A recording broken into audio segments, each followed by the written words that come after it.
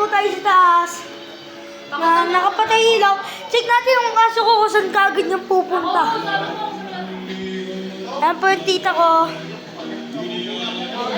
Yun lang. Akit kami.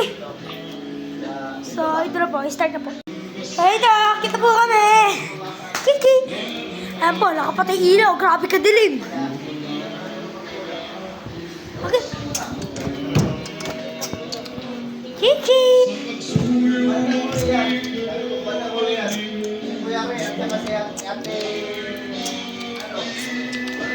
Kiki.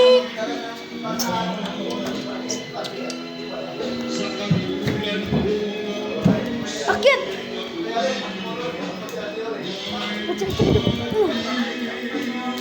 Kiki. Ako mawa.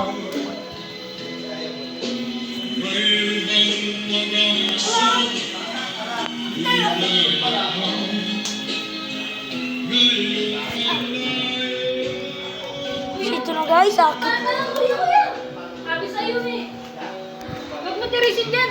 Huwag mo tirisin dadami. Ano? Lagay mo sa gas. Sabi sa'yo eh. Abay, akit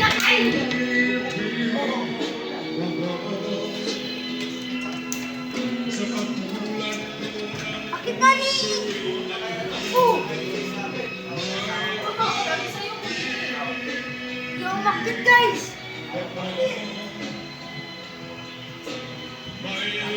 May nakikita ba kayo? Sabihin niyo po sa comments kung may nakikita kayo.